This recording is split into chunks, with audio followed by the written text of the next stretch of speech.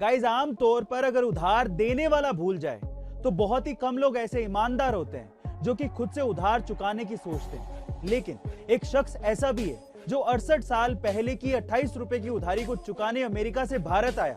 जी हाँ गाइस, आप ठीक सुन रहे हैं। दरअसल हरियाणा के रिटायर्ड नौसेना कमोडोर बीएस उप्पल ने साल 1954 में एक दुकानदार शंभू दयाल बंसल से 28 रुपए का सामान उधार में लिया था। उसी दौरान उन्हें बाहर जाना पड़ा था क्योंकि उनकी जॉब नेवी में लग गई थी। इसी कारण वो उनका कर्ज नहीं चुका पाए। लेकिन जब वो 68 साल बाद लौटे तो उन्होंने 28 रुपए उधार के बदले 10,000 रुपए चुकाकर अपना कर्ज उतारा।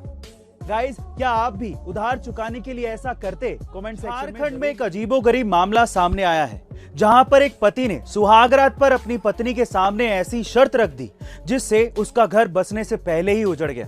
जी हाँ गाइस, आप ठीक सुन रहे हैं। दरअसल साल 2018 में उन दोनों की शादी हुई थी और शादी के दिन सुहागरात पर एमबीए गोल्ड मेडलिस्ट पति ने पत्नी के सामने आईएएस बनने की शर्त रख दी थी, जो कि पत्नी पूरा नहीं कर पाई।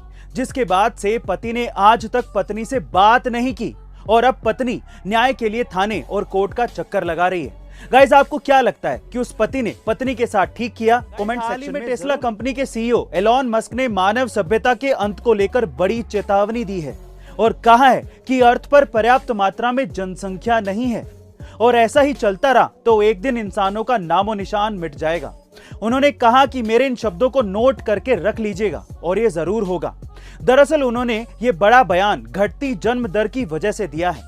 उन्होंने कहा है कि प्लीज आप आंकड़ों को देखें, अगर लोगों के और बच्चे नहीं होंगे तो दुनिया से इंसानों का अंत होना तय है। गौरतलब है कि एलोन मस्क के खुद के भी 6 बच्चे हैं।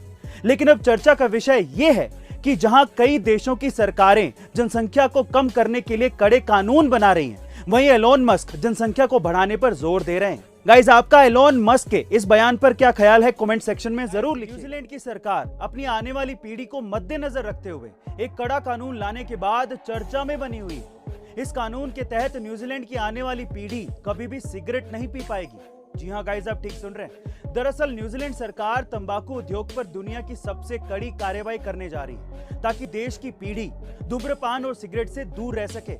यही कारण है कि न्यूजीलैंड सरकार ने अगले 4 वर्षों के भीतर यानी कि 2027 तक देश को पूरी तरह से स्मोकिंग फ्री कंट्री बनाने का लक्ष्य रखा है। गाइस, आपको क्या लगता है कि ये कानून हमारे इंडिया में भी लागू होना चाहिए और ये कितना आसान होगा? विराट कोहली का एक वीडियो सोशल मीडिया पे बहुत वायरल हो रहा है जिसमें विराट कोहली ने लगातार गलत अंपायरिंग करने वाले अंपायर्स को ये तक कह डाला कि तुम लोग फील्डिंग कर लो यार, मैं अंपायरिंग कर लेता हूं। जी हां गाइस, ये घटना न्यूजीलैंड की पारी के 16वें ओवर की है जब अक्षर पटेल के ओवर की तीसरी गेंद रोज टेलर और विकेट कीपर रिद्धिमान साहा दोनों को चकमा देते हुए विकेट कीपर के पीछे बाउंड्री की तरफ चली गई।